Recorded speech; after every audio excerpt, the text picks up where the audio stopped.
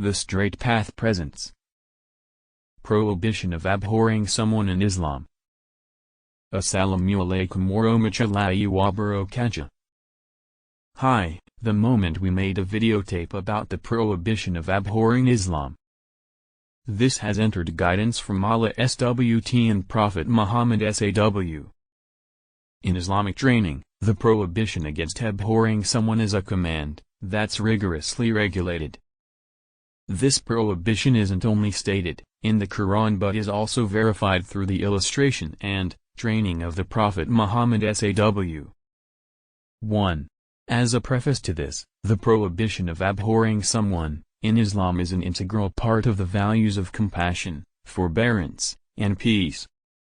Detest can disrupt connections between individualities, beget conflict, and destroy the harmony of society. 2. Prohibition of detest in the Quran. The Quran easily emphasizes the significance of avoiding passions of abomination and promoting peace and compassion between fellow mortal beings.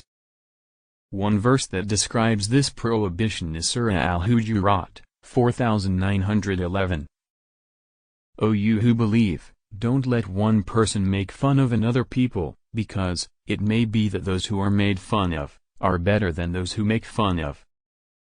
And do not make women make fun of other women, because they may be better than those who make fun.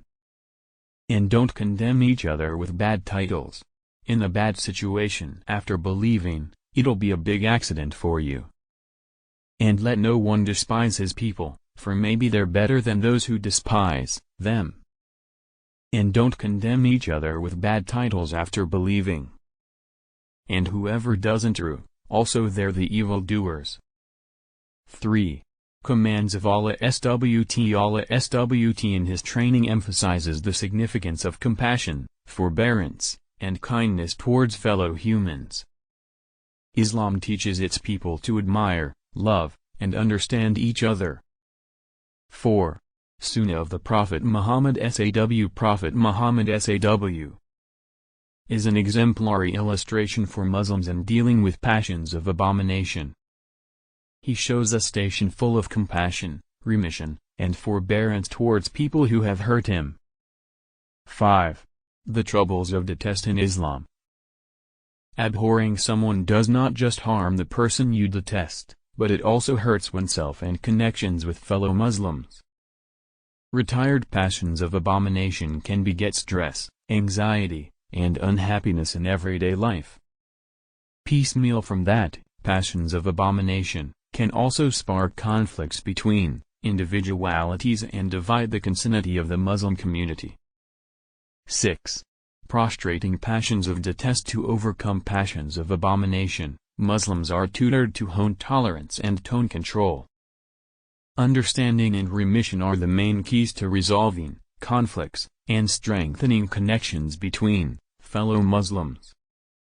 As a people who follow Islamic training, it's important to prioritize peace, forbearance, and compassion.